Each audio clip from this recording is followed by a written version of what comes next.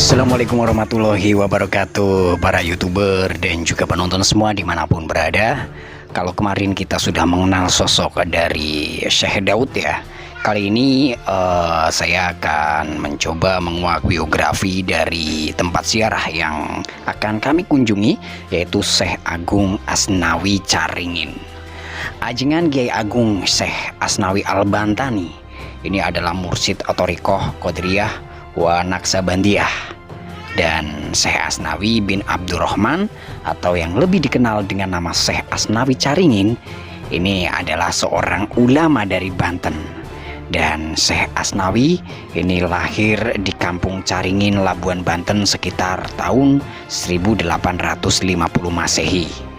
Nah, di tengah keluarga yang religius, sang ayah Syekh Abdurrahman bin Syekh Afifuddin dan ibunya Ratu Sabiah atau Rabiah berasal dari keluarga yang kental Islam dari turunan Banten. Bahkan disebutkan pula bahwa Syekh Asnawi ini masih keturunan Sultan Agung dari Mataram atau keturunan Raden Patah dari jalur nasab ayahnya. Nah, atas didikannya oleh ayahnya, umur 12 tahun ini Syekh Asnawi sudah bisa hafal Al-Quran. Sedangkan di umur 17 tahun Syekh Asnawi ini yang masih muda sudah pergi ke Mekah untuk thalabul ilmi. Dan di Mekah Syekh Asnawi ini berguru kepada 3 guru.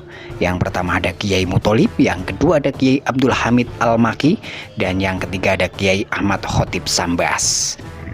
Nah, ada cerita juga bahwa beliau juga berguru dengan ulama kelahiran dari Banten yang terkenal, yaitu bernama Syekh Nawawi Al-Bantani, yaitu Imam Masjidil Haram di kala itu di Mekah. Ini berkat kecerdasan yang dimilikinya, dengan mudah mampu menyerap berbagai disiplin ilmu yang telah diberikan oleh guru-gurunya. Ini setelah merasa cukup lama untuk belajar dari gurunya, Syekh Nawawi Tanara Banten memerintahkan murid-muridnya untuk pulang ke tanah air dan menyiarkan agama Allah.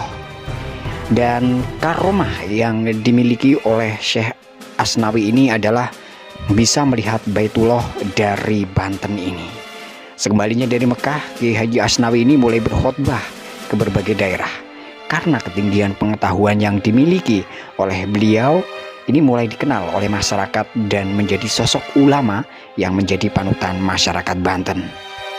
Ini keadaan negara saat itu masih dikuasai oleh penjajah Belanda, dan penghancuran moral rakyat pada saat itu membuat Asnawi sering mendapatkan ancaman dari pihak-pihak yang merasa kebebasan mereka terganggu.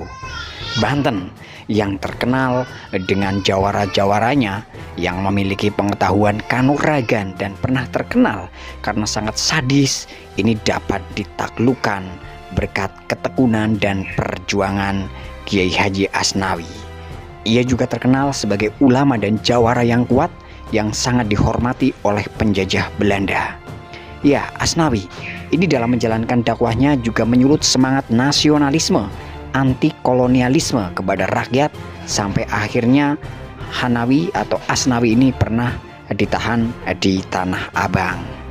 Asnawi ini kembali ke desanya di Caringin untuk melanjutkan perjuangan untuk menyiarkan Islam, yaitu dengan mendirikan Madrasah Masyarikul Anwar dan Masjid Salafiyah Caringin sekitar tahun 1884.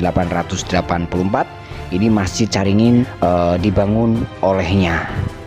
Menurut ceritanya, ini kayu masjid berasal dari pohon Kalimantan yang dibawa oleh Kiai Haji Asnawi ke Caringin, dan pohon itu tidak bisa ditebang. Walaupun sudah ditebang untuk sementara waktu, pohon itu muncul kembali. Sampai akhirnya Kiai Haji Asnawi ini berdoa kepada Allah untuk diberi kekuatan dan pohon itu bisa ditebang dan kayu bisa dipikul oleh Asnawi ke Caringin untuk membangun sebuah masjid. Pada tahun 1937, Kiai Haji Asnawi ini wafat dan meninggalkan 23 anak dari 5 istri, yaitu ada Hajah Ageng Tuti Halimah, Hajah Sarban, Hajah Syarifah, Nyai Salfah, dan Nyai Nafingah, dan dimakamkan di Masjid Salafiyah Caringin. Dan sampai sekarang masjid serta makamnya selalu ramai dikunjungi oleh para peziarah.